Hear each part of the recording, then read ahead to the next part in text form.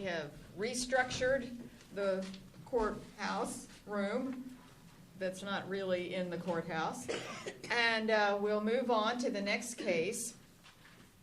Case number 23-60316, Papin versus University of Mississippi Medical Center. And we'll begin, maybe I'm mispronouncing Papin, but we'll begin with Chad Flores.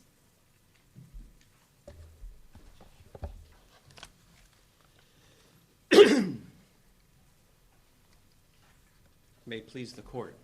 When the University of Mississippi Medical Center terminated the residency of Dr. Papin, it egregiously violated its contractual obligations and totally destroyed a medical career that he had spent his entire life building. What the district court should have done was recognize that this case deserved a trial, that Dr. Papin won that trial on every major ground he needed to win, and entered a judgment awarding him every dollar of damages that the jury gave him and more. But instead, the district court got cold feet and zeroed him out with matter of law rulings that cannot be sustained on appeal. We realize the case comes to the court with a long list of issues. Let me give the court the three critical issues that are keystone issues. These are keystone issues not just because we care about them, but because if you rule for us, other issues go away. Keystone issue number one is liability on the remediation agreement. Keystone issue number two is the actual damages question of lost income, and then punitive damages. So we have liability on the remediation agreement, actual damages for lost income, and punitive damages. Let me explain why those are threshold issues and then get into the weeds. The reason that we go big on the remediation agreement is because both liability theories in this case give rise to the same damages. We have two alternative contract claims. The remediation agreement is the one that we prevailed on at trial. So the disposition we want there is an order that reverses and renders a judgment as to liability.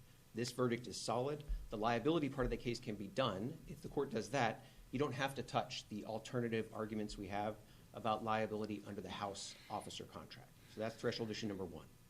On damages, we have an argument about the lost income damages. I know my friends on the other side disagree about whether we found an error, but on the remedy for that, the parties are in agreement. If the district court did err in capping us at 1 year of damages, the parties agree the remedy is a new trial on all actual damages. And so in that case, you don't have to touch the emotional distress damages issue. If you agree with us that we were entitled to something beyond 1 year, then the disposition is that you reverse and render a judgment. And what's your best case for that standpoint? Because your client was there for the year. I understand that was planning to have 5 years, well aware, but the deal was 1 year. So why is that something you can claim the 5 years, and not just the 5 years, but the lifetime for? So we've got three cases. The best Mississippi case is Aetna. Aetna is the case that tells you the rule in Mississippi is the nationwide rule, that you can recover all damages that are reasonably foreseeable. That's Restatement 351. And it is true that in some cases, the only thing that is foreseeable is the term of the contract, but not in stepping stone jobs. Right? There are a variety of industries where a job is more than just the salary. The job this year is access to a stream. The other cases we have, Your Honor, are Rice and Redgrave. One's a doctor case, one's an actor case. And this job is backed both by those legal precedents and a ton of proof explaining that for this particular industry, for a residency, the job is more than just the salary you get that year. If you terminate the residency, you take away his access to that career path.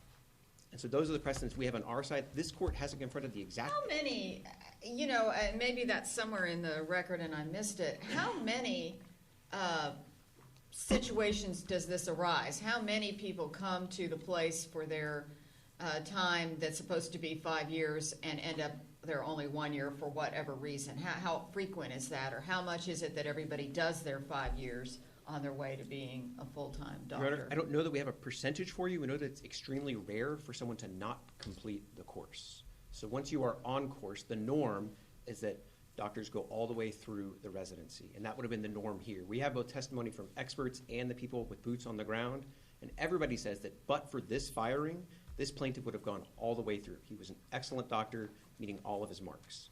And so we wouldn't say that we're entitled as a matter of law to actual damages that go far, far, far, far, far out in the future. I don't know what the outer bound is, but the court doesn't have to decide that here. The district court said 1 year and 1 year only, and that cap just cannot be right. We are at least entitled to the remaining salary for the rest of his residency and indeed something beyond that. I don't know how far beyond that, but something beyond On the threshold liability question, I'm assuming there are thousands, maybe tens of thousands of medical residents around the country.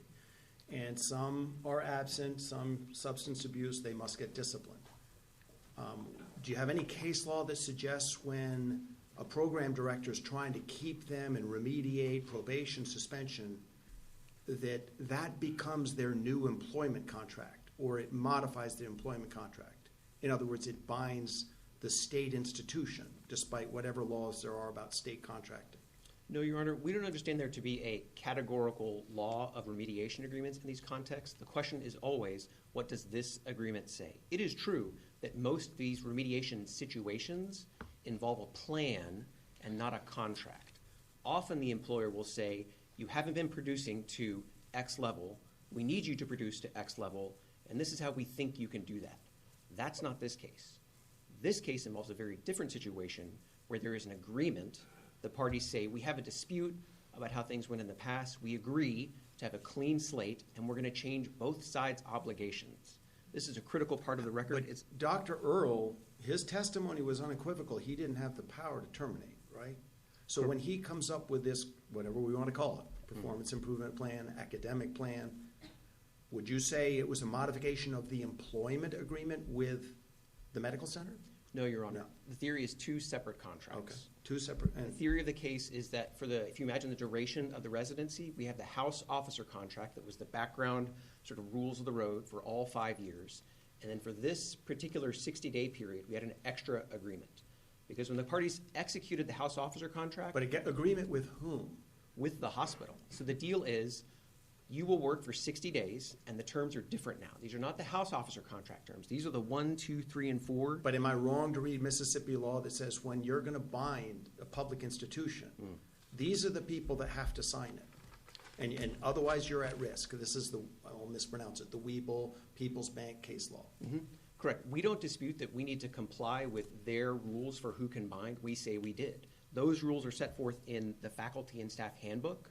That's the document that is signed by the vice chancellor. And the handbook says that person can give signature authority to their designee. So this is a delegation theory of yours? It is, Your Honor. And where is the best trial record evidence that there was delegated authority to bind the public institution, as distinct from program authority? Sure. So that's 6706 and 6730. These are in the briefs already. This is the faculty and staff handbook. This is the handbook that explains two critical things. One is that the vice chancellor, this is the person who's on the board, can delegate their authority to sign these contracts. And that same document says that the program director, that's Dr. Earl, is in charge of hiring, remediation agreements. I don't understand my friends to disagree that this is a delegable authority. Well, is the handbook a contract? Yes, it is integrated into the house officer contract. That's right. So we have the contract, and then the sort of key handbooks and staff manuals are part of the contract, Your Honor. Well, you did say it delegates authority to hire and to remediate, but you didn't say authority to terminate. Correct, Your Honor. We're not suing. So there's no dispute that UMMC is responsible for the termination. The question is who changed the deal for the 60-day period? Who gave him this extra contractual agreement, the clean slate agreement? So we're not debating who's responsible for firing. I think they'll agree UMMC fired him, right? And it doesn't matter who. The question is, did Earl have authority to make that agreement? The law gives them one leg up. The law says we can't rely on apparent authority. We have to find actual authority. And that's fine. We don't disagree. But then when it comes to proving actual authority, Mississippi law doesn't change the rules of the road. You can, if you want, go chapter and verse and find every single document along the way, like you might prove some title dispute, or this is restatement law, this is the Board of Trustees case, or you can use a witness and ask them, was authority delegated? Or you can find circumstantial evidence. Say, did this person have actual So just authority? focusing on the witness testimony, because I thought it was pretty much a consensus. Whitlock, Stewart, even Earls himself, saying medical students are in a dual status capacity. They are learning, they're students, and in that context we try to help them along. But they're separately employees, and if they risk the safety of patients, they're going to get fired.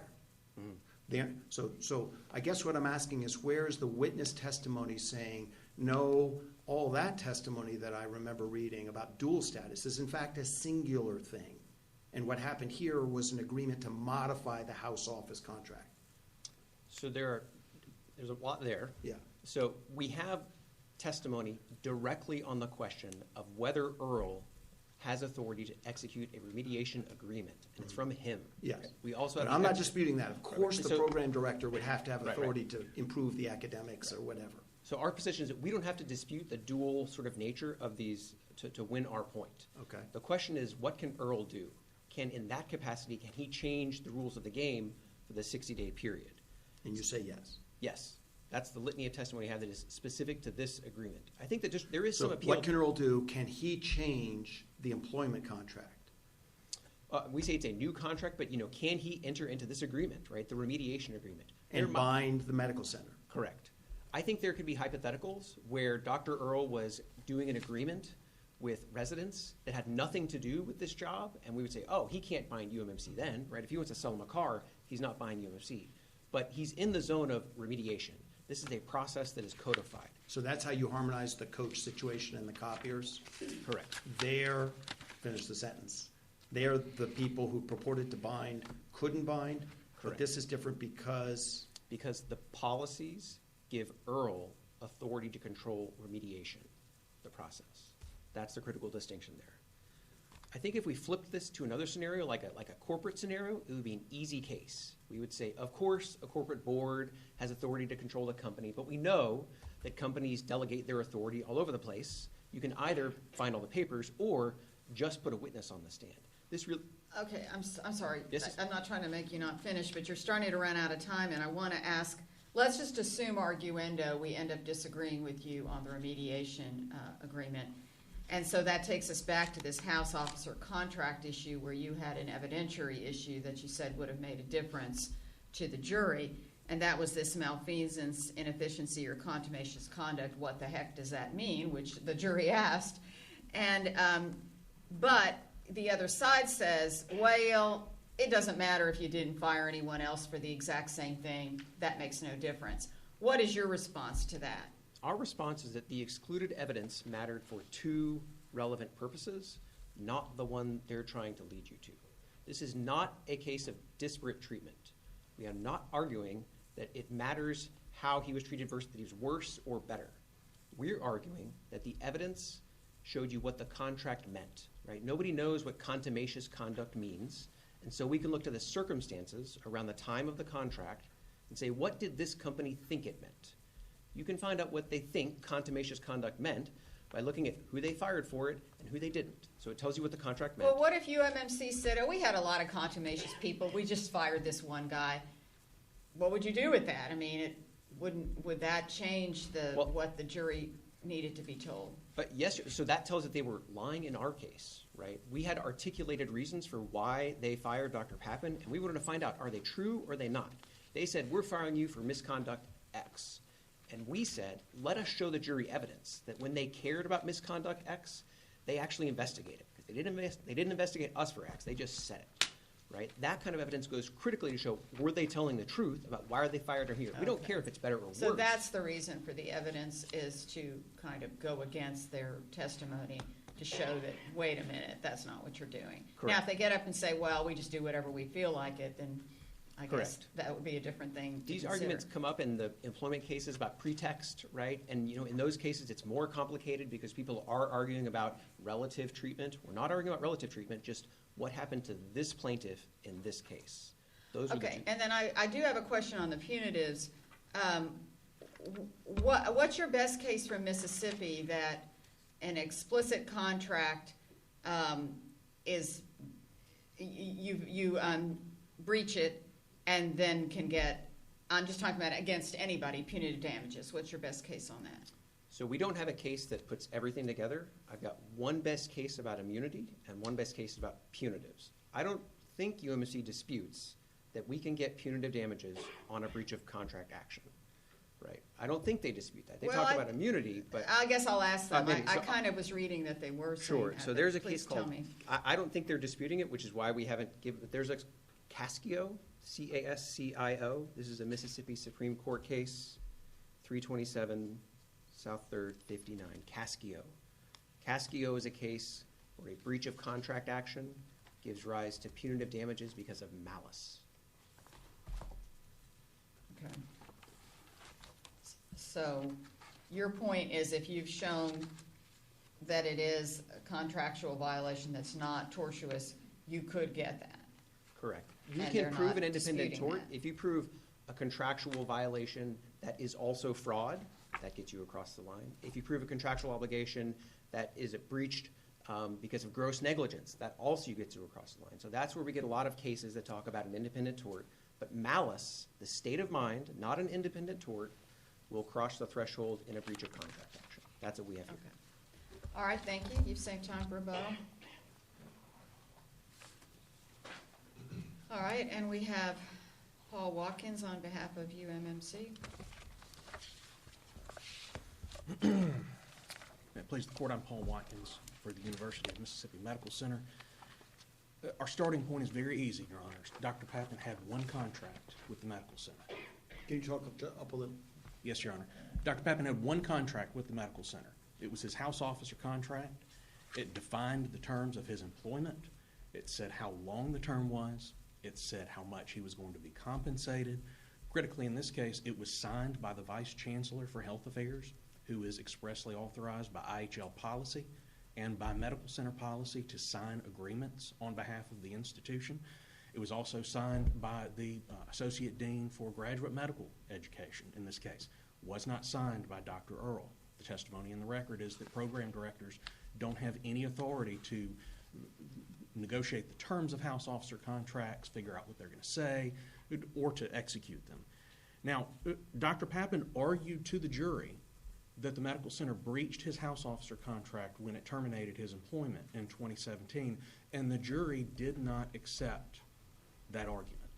That question went to the jury. Well, but he said there was some evidence he wanted to put on and wasn't allowed to, and that was the question I was asking towards the end. So why doesn't it matter what they do with other people in trying to understand? I mean, I'm not sure the average person knows what contumacious conduct is. I'm not even sure all lawyers are very good at understanding what contumacious conduct is. So wouldn't that have mattered to see how they treated other people that did exactly the same thing as Papin? Well, a couple of things, Your Honor. First, the issue of the meaning of that language, whether there was ambiguity in the contract, never came up at trial. There was never a request for a jury instruction on that. That was never an issue that was brought up as in response to our motion for judgment as a matter of law. That's an issue that we have seen on appeal only. The district court's holding, when she talked about, when Judge Johnson talked about the other resident evidence, was strictly based around the fact that it was being offered for purposes of comparator evidence, along the same vein as you would see in a Title VII discrimination case. And counsel mentioned a minute ago, part of the purpose of that is that you could show pretext. You could show that the reasons weren't true. But this is not a discrimination case. That is the mechanism of proof in most circumstantial Title VII cases, because you can't climb in somebody's head if there's not direct evidence of discrimination. You have to see how they compared to other people who were similarly situated. The question here Well, I'm was well whether, aware of that, but it would seem a little odd if he did X, Y, Z, and then that's why you fired him, but everybody else in the room also did X, Y, Z, and you didn't fire them. Wouldn't that be something the jury would want to know, and it would have perhaps come out the other way on that contract? well, whether or not it would have come out the other way, I don't know, Your Honor. But the authority that we cited. Oh, I do. I mean, I don't know, of course, but it would have made a difference, and it certainly would have been something discussed. And they crossed out yes for no, and they asked questions about it. So it doesn't seem like they immediately go, that contract hasn't been violated. Let's just look at the remediation. So why wouldn't that evidence have mattered and properly have been admitted rather than improperly not admitted? I mean, why is that not in evidence that should have been allowed? Well, Your Honor, I think the authority that we cited in support of that argument, which, again, didn't include this argument from Dr. Papin's counsel at the time about what the meaning of the contract was that the question is not what has happened in other breaches of contract. The question is not even whether the institution has made a mistake in prior cases. The question is whether the contract in this particular case has been breached. Those were the authorities that were cited, and that was the holding here. It's not that the comparison that counsel has made in their briefs to this court is relying strictly on the Reeves opinion. And the Sanderson court opinion does not hold that it's a general principle of evidentiary law that you compare employees to each other in all circumstances. No, and I understand that, but this is a pretty big deal what y'all did, or your client did. And I respect the situation, of course, but what I'm trying to understand is, what is it that Papin did that was so different from everybody else that appropriately allowed them to essentially fire him? What was the conduct that Dr. Papin was terminated for? Okay, what's your best argument on that? No, I'm sorry, I'm trying to make sure Yeah, I answer the I mean, question if that's how you want to answer the question, what's your best argument on that? Well, what Dr. Earl specifically told Dr. Papin and what he testified at trial was there had been a continuing pattern of professionalism issues starting from the very first month that Dr. Papin started his residency. From his very first rotation in the cardiovascular ICU, he was unable to get along with the professional staff there. He got into an altercation with a nurse practitioner. There were comments on his evaluations as he went through different rotations. And where in the contract does it say you have to get along with everyone? I'm sorry, Your Honor, there's not language and you mean the house officer contract? Yeah, well, there's that, you said that's the only contract, so. Yeah, that is the only contract. Okay, so, Well, the contract says that it can be terminated for inefficiency, malfeasance, or contumacious conduct, Your Honor. okay, but the problem is, sometimes people just don't like you, and I don't know why that should make a difference as to whether you can ultimately become a doctor. I've been in front of doctors who weren't really all that friendly, but did an amazingly good job, and that's really what matters to me. Well, Your Honor, in this case, what the record showed is there had been a continuing pattern where Dr. Earl went to Dr. Papin over and over after receiving complaints from attending physicians, from more senior residents, that he wasn't performing tasks that he had been assigned to. And ultimately, as you can see in the written remediation plan, there was a concern that was presented by a more senior resident that she had instructed him to perform certain tasks over a period of time with a patient who was hospitalized for a long time, and he had not done that. That's what the senior resident reported. And so, yes, when the matter ultimately gets referred to the HR department and goes through that process as a professionalism misconduct matter, they were looking at the language of the house officer contract that was said, is there malfeasance, is there inefficiency, is there contumacious conduct here? And the record that Dr. Earl had been gathering over those months said not only did that exist in one incident, although that one incident was the tipping point for what happened, there had been a growing record of that from the very first weeks that he was in the hospital. That's the ulcer incident? The last straw incident, yes, sir. Yeah, if we could turn to, because my focus has been on the remediation agreement, and you, of course, Dr. Earl, once there's a notice of deficiency of some sort, Dr. Earl properly began a remediation. Maybe could have moved to probation, suspension, I don't know what the sequence is. But here it seems what the jury was concerned about was that there was an immediate, firing him wasn't last resort. Firing is sort of first resort. And I guess that's the flavor of the case, that he gets told he gets 60 more days, and then he shows up the next day and he's fired. And it's the integration of the remediation agreement with the employment contract. Do you want to speak to that? Yes, sir, Your Honor. The fact that both of those were presented as separate standalone potential contracts to the jury does make this case a little bit unusual. Mm-hmm. The testimony from Dr. Earl was that his impression at the time he wrote up the remediation plan was that that was a necessary step, that he could not move further with taking any action against Dr. Papin unless and until he had written that up. After he wrote it up, he went and talked to Dr. Rick Barr, who was the director of all the GME programs at the medical center at that time, and Dr. Barr said, you've just told me you've got a patient safety issue. That's not something that we need to remediate. We can move immediately on that because it's not an academic issue. That's a personnel issue that needs to be addressed promptly. So that was the sequence of events. I think it's fair to say that that was on the jury's mind since both of those issues were presented. But coming back to the questions you were asking a few minutes ago, Your Honor, none of that matters because the remediation plan was never a contract. it couldn't have been a contract. For that to have been a contract, the premise that the court has to accept is that Dr. Earle had been documenting a pattern of issues, a pattern of behaviors that culminated in this very serious patient care issue. And that after he had documented those and written them all down and told Dr. Papin, I have serious concerns about your truthfulness. That's what it says in the remediation plan. The reward to Dr. Papin was a clean slate and an additional 60 days in which nothing was going to happen to him. That's an absurd result here. And that's leaving aside the point that Dr. Earle absolutely had no signatory authority on behalf of the medical center. He testified that he didn't have it. He testified that Dr. Woodward hadn't given it to him. He did not sign the house officer contract. What about opposing counsel's argument that the handbook explicitly says the vice chancellor could delegate it? The handbook absolutely says that, but the handbook does not delegate authority of contracting to program directors. There is language that talks about program directors being responsible for residents. That's the job of a program director. It does not say they can modify their employment contract.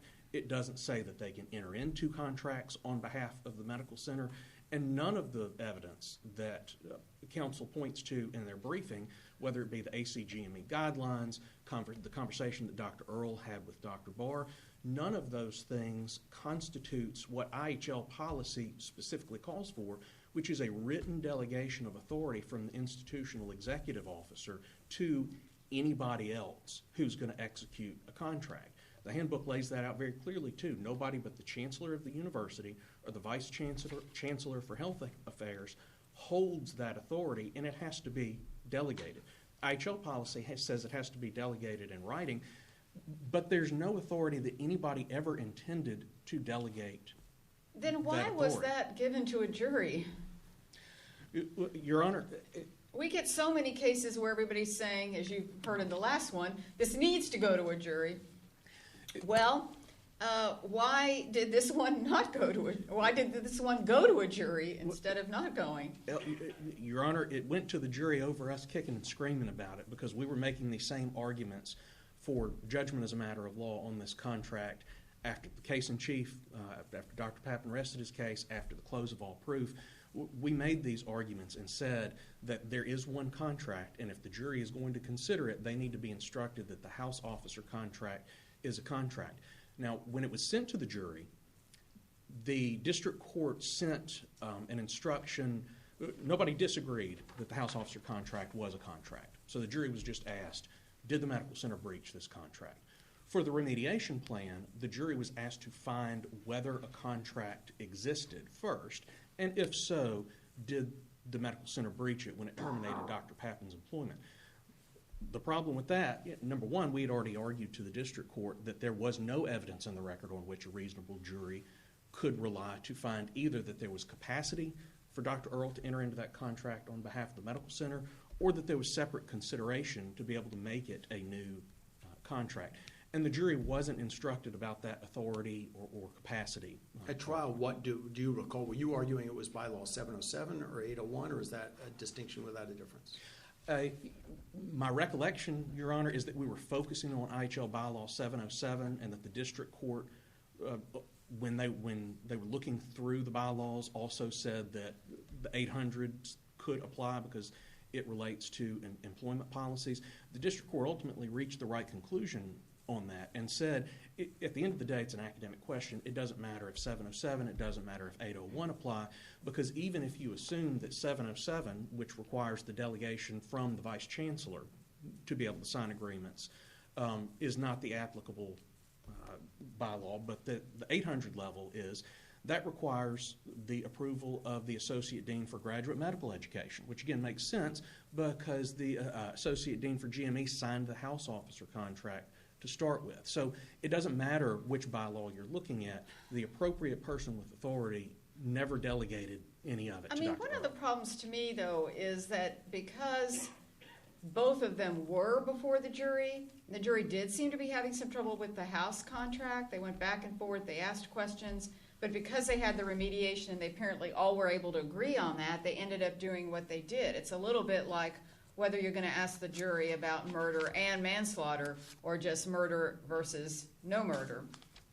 because that can make a difference in how the jury maybe ends up agreeing on something. I don't know that that is dispositive here, but it is kind of relevant as to like why the judge gave it to the jury and whether we should just order a new trial given all of the problems and issues here. Your Honor, I think it's certainly reasonable to conclude that, it was an unusual situation the way the jury was instructed. That's certainly the case. But the house officer contract was presented as is, and it was undisputed that that was a contract, that it was binding on the medical center, that it was enforceable. That's where the for-cause termination language came from. And so that issue was very clearly put before the jury, and they did not find a breach of the house officer contract. So to the extent that there was confusion about what the remediation agreement meant and what damages might flow from that, the house officer contract issue, the issue about whether the university or the medical center breached the only contract it had, was resolved by the jury. Right, but only in connection with. So, I mean, it's an issue. Let me turn to the punitive damage question I had, because on page 29 of your red brief, it says that even if we put aside the issue of the state, punitive damages may only be awarded in a breach of contract when the breach is such and such as to constitute an independent tort. So you're saying the contract alone is not enough. It has to be a tort to give punitive damages regardless of whether it's a state. Your opponent said you didn't make that argument, but that is what I'm reading. Am I not reading it correctly? No, Your Honor. Under Mississippi law, you're correct.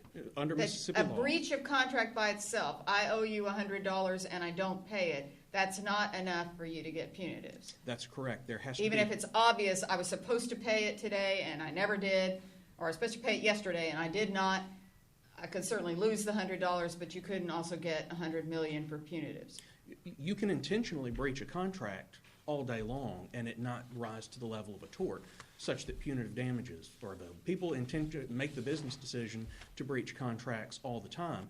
And there may be remedies that flow from that. The party who suffered the breach needs to be put back in the same position that they were in prior to the breach. But that doesn't mean that punitive damages are awarded. And that's true regardless of whether we're talking about a state. Like even if we were just talking about Katharina and Steve. That's correct, Your Honor. That's separate and apart from the sovereign immunity issue. Now, it gets complicated because of the sovereign immunity issue. Yeah, I get that. But I was just trying to make sure that I didn't misunderstand you, because it seemed to me you made that argument.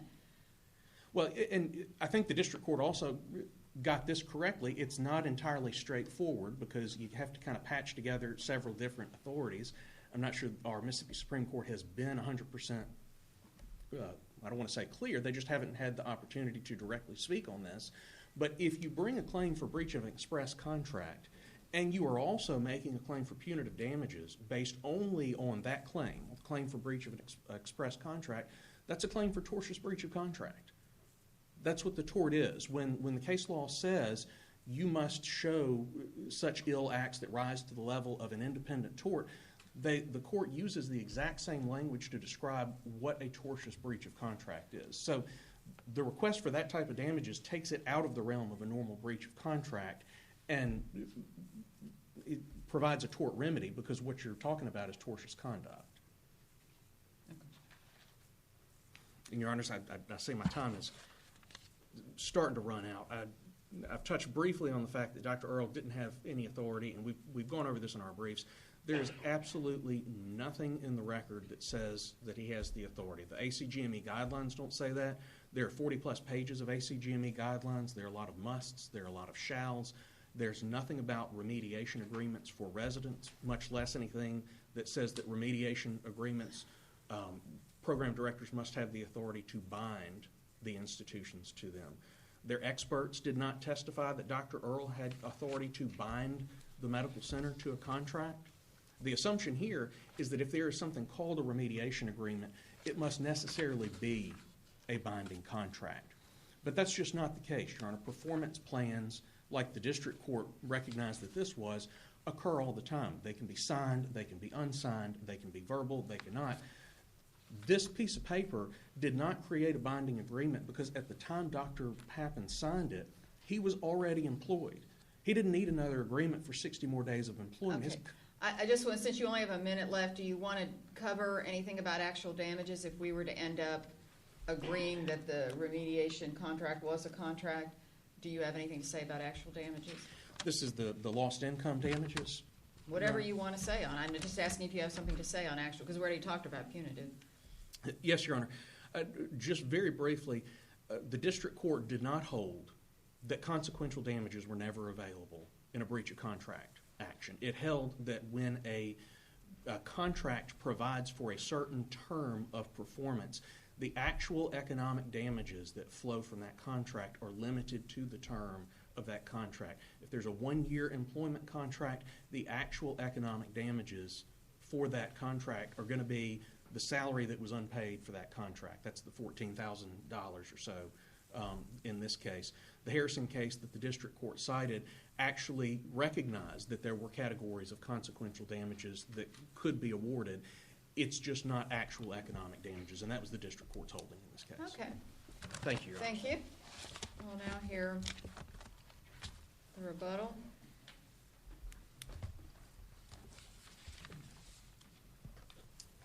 On the question of liability and the remediation agreement, I'd like to emphasize 3 things. Number 1 is the expert evidence.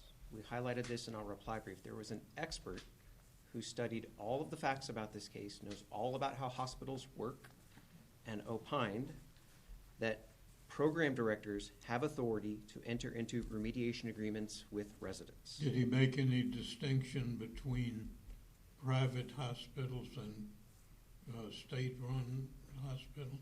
Your Honor, the expert applied his analysis to this particular hospital because there isn't a distinction in that respect. They all follow the same structural guidelines. There really is a structure to the hospitals, and that expert evidence was not objected to, and it's clearly in the record. So that backs up what Dr. Earle said as well. But his argument, no one's contesting that the program director that hires the medical residents, supervises them, should put them appropriately, on an academic performance plan. Full authority to remediate. Their argument is very different. Their argument, there's nothing in the record that suggests he had authority to bind the university. Their argument really is that he didn't have an authority to make an unwise agreement. This is like district courts having jurisdiction to make errors. He had jurisdiction, he had authority to make this kind of agreement, to make a remediation agreement. He made one they don't like because it set the standards and then he immediately busted it. But this area was an area in which he could make an agreement, just like a court has jurisdiction, even if it does so erroneously. So let's say a medical resident is working and has difficulties, and they put him on a performance plan that says, speak nicely to the nurses and all that, and you've got 60 days to do that. But on day 10, there's a patient safety issue. It would be a breach of contract to say you can't work around patients? No, Your Honor, because the terms of this remediation, that's baked into this agreement. It says you get 60 days, you have to elevate your performance, and we will not terminate you unless there's a safety issue. There's a proviso in here for that exact scenario. This was a well-thought-out agreement. There are numbers. It said you have to raise your performance, and we won't fire you for 60 days unless it's an actual safety issue. This was a thoughtfully crafted agreement. It spells out... Remind me, does it say what you just said, we won't fire you? Yes, so 6642 says, is the seriously threatens patient safety. That's Right, the but does proviso. it say you won't be terminated? The agreement says you have 60 days from today to show improvement. Yeah. And that's why question 1 in the charge was, is this an agreement? Is this really consideration on both sides that our side won? There was a question in the first part of the argument about lost income and how long this might last. I want to emphasize one citation that shows you this particular plaintiff would have lasted beyond 1 year, right? That evidence is at 4432. At 4432, the witnesses say, would Dr. Papin have lasted beyond 1 year but for this firing? They say absolutely yes. The last thing I want to talk about is punitive damages. There's something of a semantic debate going on between the parties. The question presented is, can a plaintiff who sues for breach of contract recover punitive damages? And what matters is the difference between what you prove and how you prove it, right? What we're proving here is a breach of contract action. There's an agreement, they breached it, we suffered damages. How did they breach? An ingredient of that has a particularity to it. You have to show that they breached the contract in one of a few ways. Show that they breached by doing conduct that would constitute gross negligence. You're still asserting a contract claim, but this is how you're getting over the punitive trigger. Show that they breached the contract by committing conduct that would be gross negligence, or show that they breached the contract with malice. What they quote is intended by intentional wrong, insult, abuse, or such gross negligence as to constitute an independent tort. That's that Yes, Your Honor. Finkelberg that they cite. So So then the independent tort brings you back to this whole state punitive damage issue. we divide that list up differently. They think that A, B, and C, that all constitute an independent tort. We think malice, standalone, is a trigger for punitive damages, and that's what the Supreme Court said. Or gross negligence, that would constitute a tort, gets you over the line. Or fraud, that constitutes tort. But the state of mind trigger, the malice, that wrongful conduct, is a standalone trigger under Mississippi law. If the court has no more questions, our time is up. Okay, thank you so much. The case is now under submission, and we are going